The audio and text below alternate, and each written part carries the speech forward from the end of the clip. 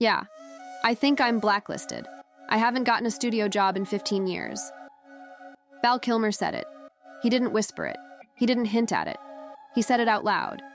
And once you hear him say it, you can't unhear it. One of the most magnetic, versatile, and enigmatic actors of the 1980s and 90s didn't retire. He didn't burn out. He was erased. And now, Mel Gibson is finally peeling back the curtain. He's saying the quiet part out loud. Val Kilmer didn't just walk away from Hollywood. He was pushed, silenced, banished for refusing to play a game. He never agreed to join. And what you're about to hear might change how you look at Hollywood forever. The meteoric rise. Before we talk about the fall, we have to remember just how high Val Kilmer climbed, Juilliard trained. The youngest student ever accepted. Val wasn't just born to act, he was sculpted for it. And when he hit the screen, it wasn't with a whisper. It was with a bang. Top secret.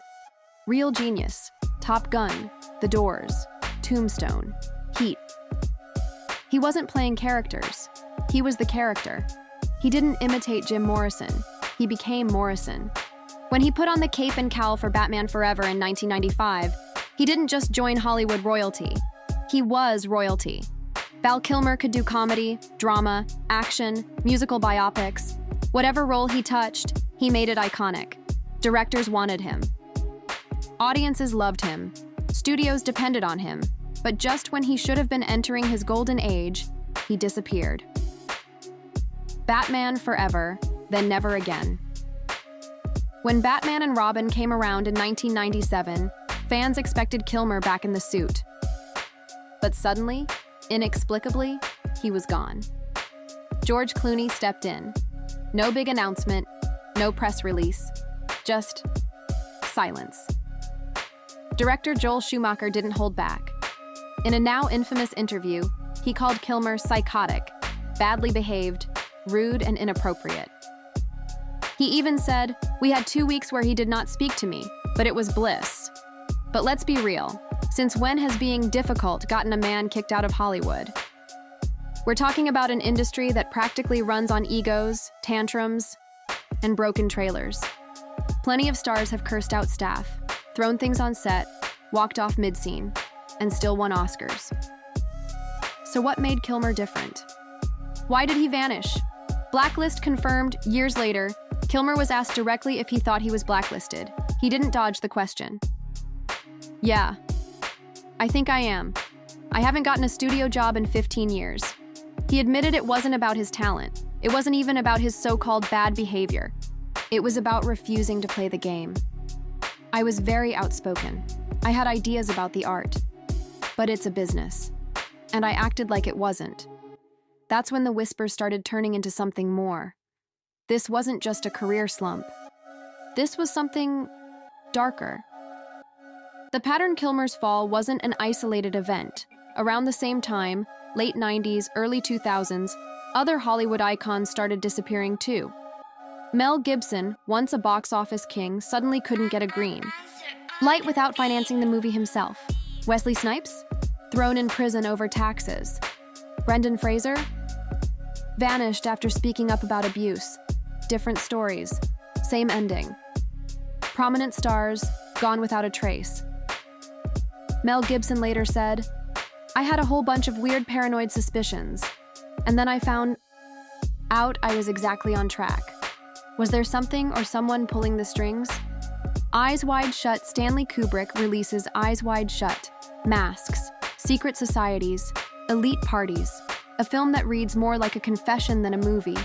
And then, Kubrick dies. Not just dies, but dies before the final cut is approved. Allegedly, 25 minutes of footage were removed. Footage that some claim revealed too much. The same year, Kilmer is gone from Hollywood's A-list. Coincidence? Or another chapter in the same story? Mel Gibson described Hollywood as a haunted western town.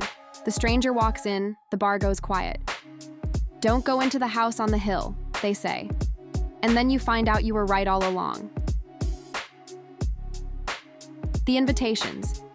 They refused. This is where things get murky.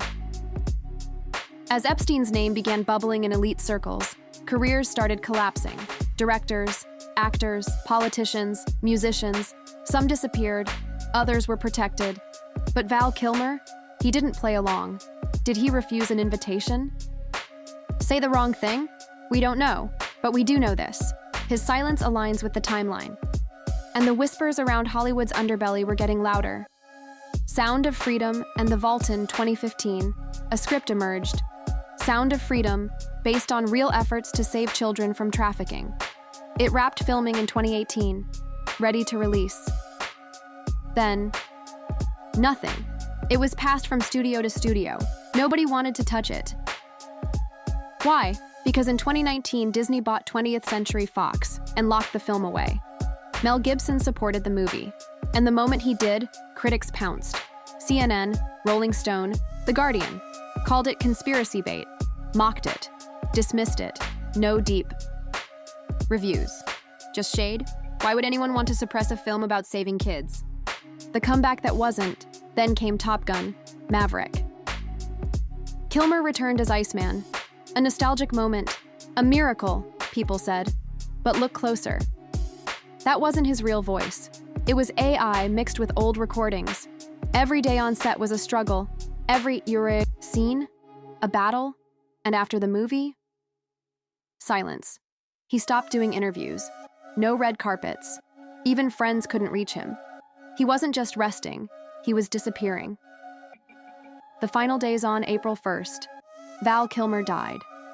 Some hoped it was a prank, but the autopsy confirmed it: pneumonia, the same vague cause given to Kim Porter. Andre Harrell. Heavy D, but the report hinted at more: malnutrition, muscle wasting, untreated infections, healing wounds from surgeries that never healed. He was isolated, neglected, in pain, and no one helped. Prescription meds were found, not enough to OD, but enough to know this man was hurting, badly. And the most haunting part? He knew. He filmed everything, documented every step, like a man archiving his own erasure. Also, Val Kilmer showcased his remarkable range and dynamic talent when he took on the role of iconic rock frontman Jim Morrison in The Doors, delivering a convincing performance 2 decades after Morrison's death. He continued to impress with standout roles in Tombstone, where he portrayed the legendary gunslinger Doc Holliday, and in Heat, sharing the screen with heavyweights Al Pacino and Robert De Niro, both films becoming box office successes. Please subscribe to my channel for more extremely exciting celebrity news.